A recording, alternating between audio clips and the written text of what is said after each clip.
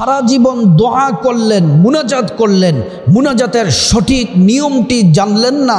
রাসূল করিম সাল্লাল্লাহু আলাইহি ওয়াসাল্লাম কীভাবে মুনাজাত করার জন্য বলেছেন, মুনাজাতের শুরুতে কি পড়বেন, মাঝে কি পড়বেন, শেষে কি পড়বেন, এবং কোন কোন সময় কোন অবস্থায় মুনাজাত করা যায়, কোন অবস্থায় মুনাজাত করা যায় না, এবং মা বোনেরা মাসিকের সময় কি মুনাজাত করতে পারবেন, এবং কি কি দোয়া পড়লে সাথে সাথে আল্লাহ তাআলা মুনাজাত কবুল করে নেন।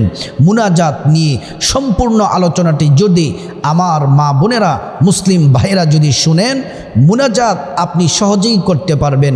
এবং যারা আরবি পারেন না, যারা আরবি কোনো দোয়াই পারেন না মুনাজাতের, আপনারা কেমন করে মুনাজাত করবেন আপনাদেরকেও শিখিয়ে দিব। মুনাজাত সম্পর্কে আপনাদের যত প্রশ্ন আছে সব উত্তর চলে আসবে।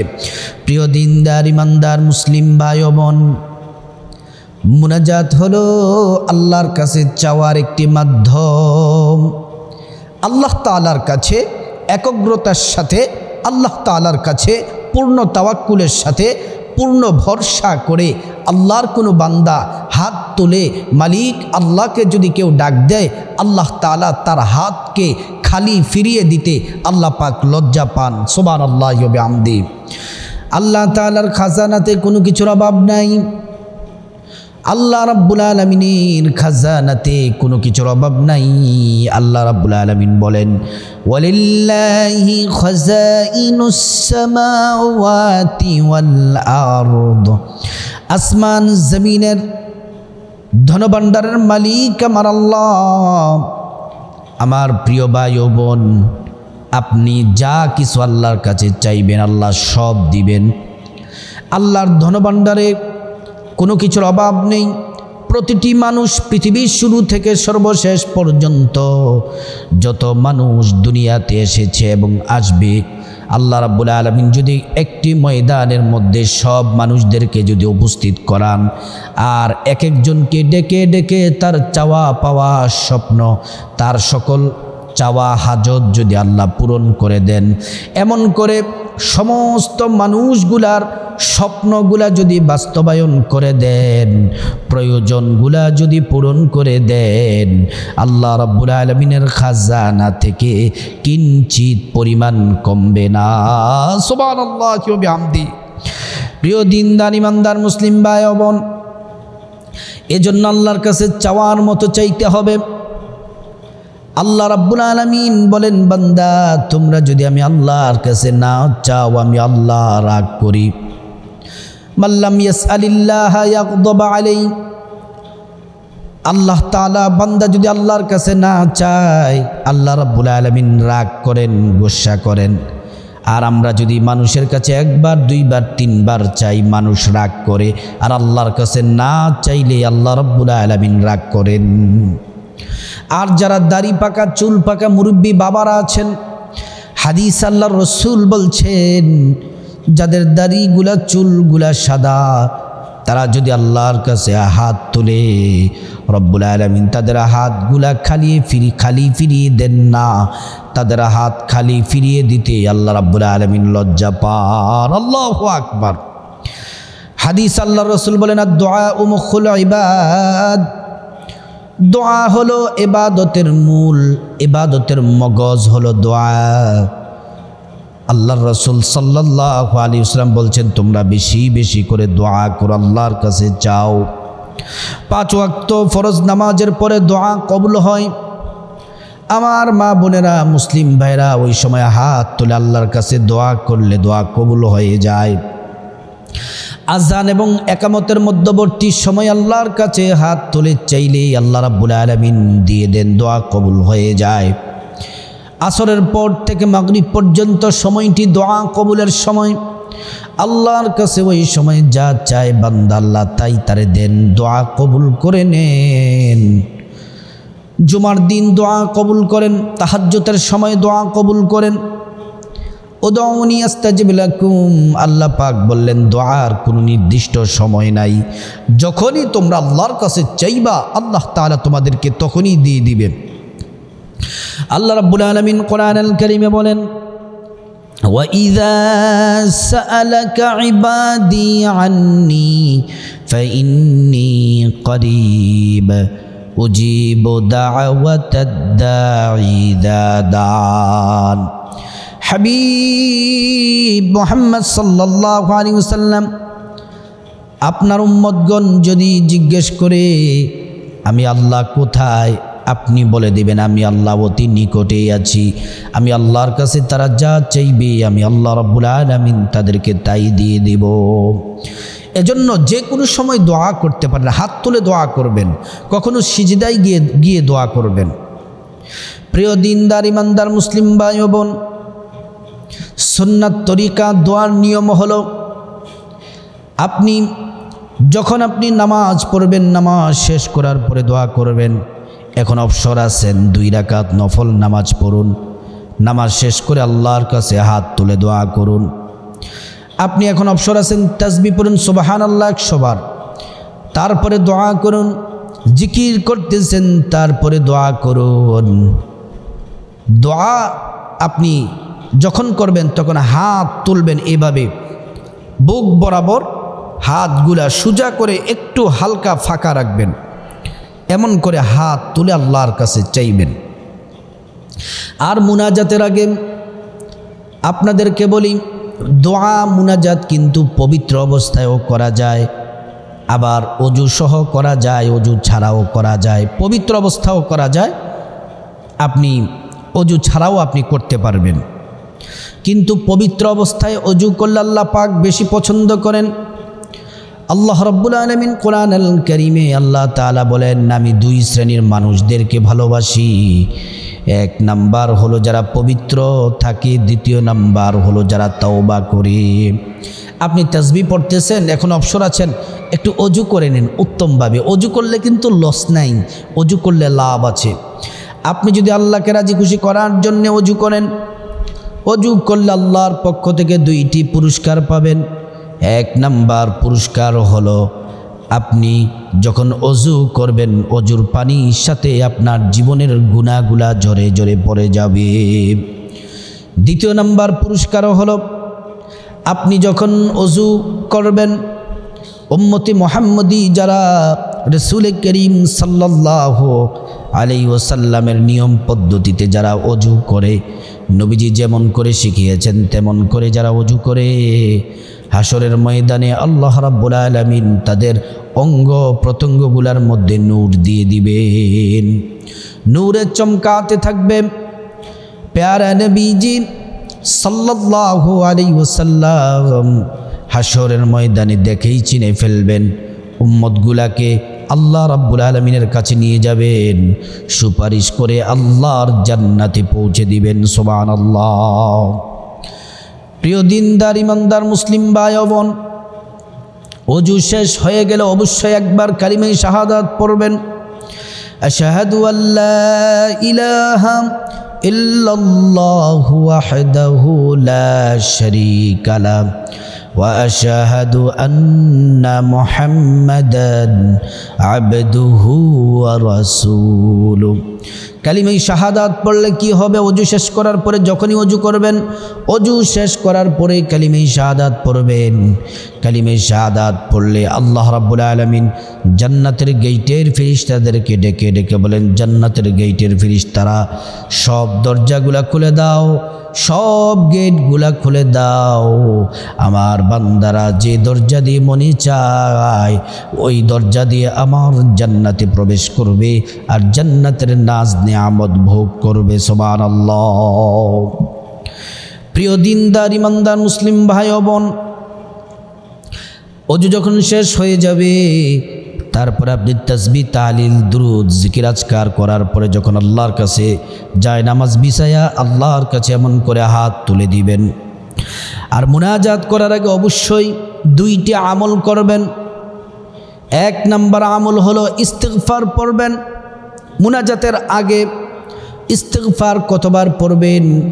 যারা পারেন সাইয়্যিদুল ইস্তিগফার 1 বার পড়বেন, 1 বার একগ্রতার সাথে চোখের পানি ছেড়ে গুনাহের জন্য লজ্জিত হয়ে খাঁটি তওবার নিয়তে সাইয়্যিদুল ইস্তিগফার পড়বেন।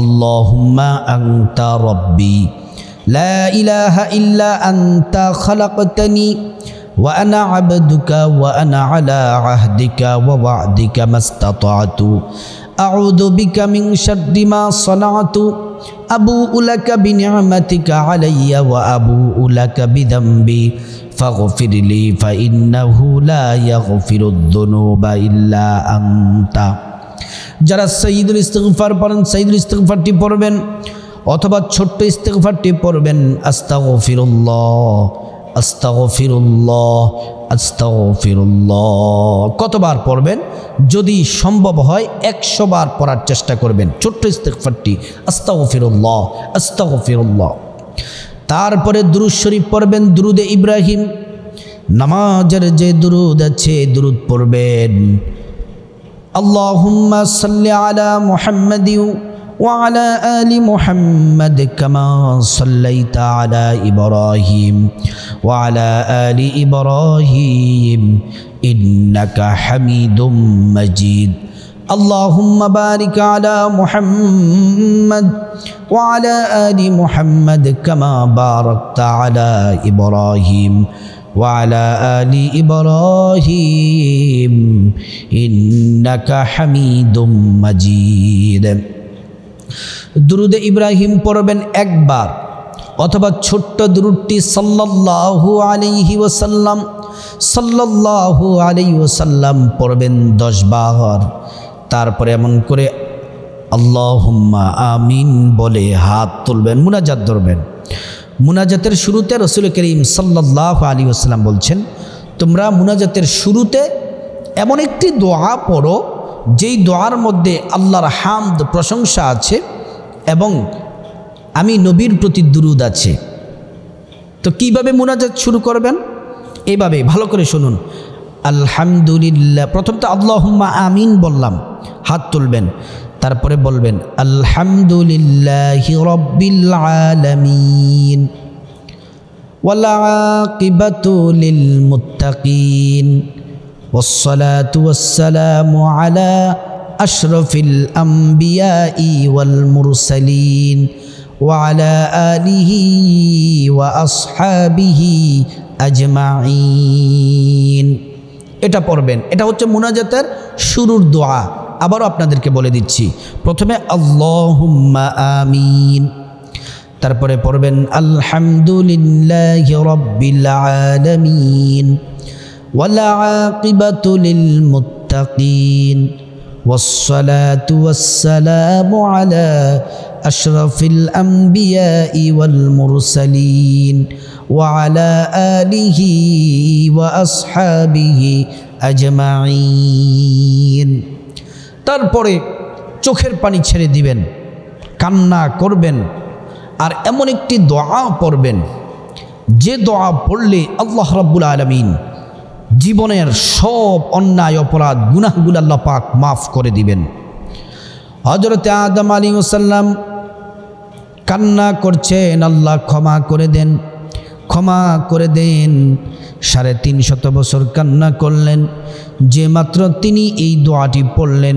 আল্লাহ পাক আদম আলাইহিস সালামকে ক্ষমা করে দিয়েছেন এখনো যদি আমরা খাঁটি তওবার নিয়তে গুনাহের জন্য লজ্জিত হয়ে যদি দোয়াটি পড়ি ও আমার মহিলা মা বোন সম্মানিতা মা বোন মুসলিম ভাই চোখের পানি ছেড়ে খাঁটি তওবার নিয়তে এই দোয়াটি পড়বেন তো জীবনের সব গুনাহ আল্লাহ পাক মাফ করে দিবেন রব্বানা যালামনা আনফুসানা ওয়া ইল্লাম তাগফির লানা ওয়া তারহামনা লানাকুনান্না মিনাল খাসিরিন প্রিয় দিনদার ইমানদার মুসলিম ভাই বোন দ্বিতীয় নাম্বার যে দোয়াটি পড়বেন এই দোয়াটি পড়লে দুনিয়ার সব কল্যাণ আল্লাহ পাক দান করবেন টাকা পয়সা ধন দৌলত ক্ষমতা সম্মান মর্যাদা নেক সন্তান পরিবারে সুখ শান্তি এক কথায় দুনিয়ার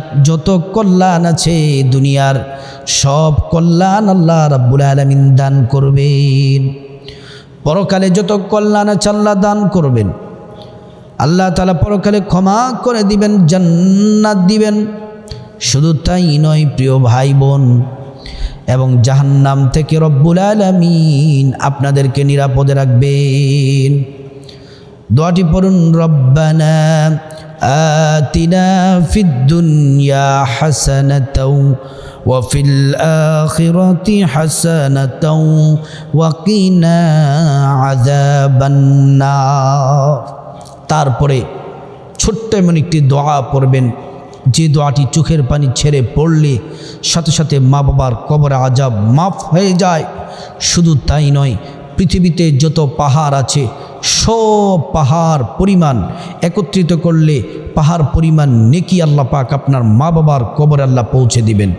দোয়াটি আমার সাথে পড়ুন, রব্বির হামহুমা কামা রাব্বায়ানি সগীরা, রব্বির হামহুমা কামা রাব্বায়ানি সগীরা। এগুলা পড়ার পরে তারপর আরও দোয়া আছে, যারা পারেন এগুলা পড়বেন, অথবা আপনি বাংলাতে আল্লাহর কাছে গুনাহ মাফ চাইবেন। যত সমস্যা আছে, বিপদ আছে, মুসিবত আছে, টেনশন আছে, বিপদ মুসিবত টেনশনের কথাগুলা বলবেন। তারপর যত ঝামেলা আছে, ঝামেলা থেকে বেঁচে থাকার কথা বলবেন। কেউ যদি ক্ষতি করতে চায় আল্লাহ তাআলার কাছ থেকে নিরাপত্তা চাইবেন, আল্লাহ তাআলা নিরাপত্তা দিবেন। এবং আপনার যা কিছু হাজত আছে, প্রয়োজন আছে, আল্লাহকে বলবেন। প্রতিটি দোয়া আল্লাহ কবুল করবেন। এবার আসুন তারপর আলোচনা, মা বোনেরা, পিরিয়ড চলাকালীন মাসিক চলাকালীন তারা মুনাজাত করতে পারবে কিনা আসুন জেনে নেই। মা বোনেরা, আপনাদের যখন মাসিক হবে, মিন্স হবে, তখন আপনারা কিন্তু মুনাজাত করতে পারবেন। আপনি তখন নামাজ পড়তে পারবেন না, কোরআন স্পর্শ করতে পারবেন না, কিন্তু জিকির করতে পারবেন, তাসবিহ তাহলিল পড়তে পারবেন, সুবহানাল্লাহ, আলহামদুলিল্লাহ, আল্লাহু আকবার, এগুলো পড়তে পারবেন। এগুলো করার পরে তারপর আপনি হাত তুলে আল্লাহর কাছে মুনাজাতে চাইতে পারবেন, কোনো সমস্যা নেই। তারপর আলোচনা হলো, যারা একেবারেই মুনাজাত পারেন না, আরবি মুনাজাত পারেন না, আপনারা কিভাবে দোয়া করবেন। আপনারা শুধু মুনাজাতে ওঠার সময়, হাতটি তোলার সময় এইভাবে শুধু হাত তুলবেন আর বলবেন আল্লাহুম্মা আমিন। তারপর আপনি বাংলাতেই বলবেন, আল্লাহ আমাকে ক্ষমা করে দেন, আমি অন্যায় করেছি, অপরাধ করেছি, আর অপরাধ করব না, ক্ষমা করে দেন। রব্বুল আলামিন, আল্লাহ তাআলা আমার পক্ষ থেকে নবীজির রওজায় দুরূদ আর সালাম পৌঁছিয়ে দেন। রব্বুল আলামিন, সারা পৃথিবীর যত মুসলমান নরনারী কবরবাসী তাদেরকে মাফ করে দেন। আয় আল্লাহ, আমার মা বাবা, ভাই বোন, দাদা দাদু, নানা নানু, স্ত্রী ছেলে মেয়ে, শ্বশুর শাশুড়ি, আপনজন আত্মীয় স্বজন যারা কবরবাসী তাদেরকে মাফ করে দেন। যারা জীবিত আছে তাদেরকেও মাফ করে দেন। তারপরে আপনার যত বিপদ আছে, আল্লাহ আমার এই সমস্যা, আমার বিপদ, আল্লাহ মুসিবত, ঋণগ্রস্ত, আল্লাহ মুক্তির ব্যবস্থা করে দেন। আল্লাহ মুক্তির ব্যবস্থা করে দিবেন। আপনি অসুস্থ, আল্লাহর কাছে সুস্থতা চান, আল্লাহ তাআলা সুস্থ করে দিবেন। তারপর আপনার হাজত প্রয়োজন, আপনার টাকা পয়সা ধন দৌলত প্রয়োজন, আপনার যা কিছু প্রয়োজন আল্লাহকে বলবেন, আল্লাহ রাব্বুল আলামিন দিবেন। এমন করে আপনি মুনাজাতের যেই সময়গুলো আসলে তো ভিডিও শুরুতে বলে দিলাম, কিন্তু সবচেয়ে গুরুত্বপূর্ণ কথা হলো মুনাজাতের কোনো সময় নেই। যে কোনো সময়, যে কোনো টাইমে আপনি মুনাজাত করতে পারেন, দোয়া করতে পারেন। কারণ আল্লাহ রাব্বুল আলামিন দোয়া কবুলের দরজা 24 ঘন্টাই খোলা থাকে। সুবহানাল্লাহি ওয়া বিহামদিহি। আল্লাহর খাজানাতে কোনো কিছু কমতি নাই। চাইতেই থাকেন, যা চাইবেন আল্লাহ তাই দিবেন। আল্লাহ পাক আমাদের সবাইকে সুন্দরভাবে একগ্রতার সাথে আল্লাহকে রাজি খুশির মাধ্যমে, আল্লাহর সন্তুষ্টি অর্জনের মাধ্যমে আল্লাহর কাছে বেশি বেশি যেন আমরা চাইতে পারি। আল্লাহ রাব্বুল আলামিন আমাদেরকে তৌফিক দান করুন।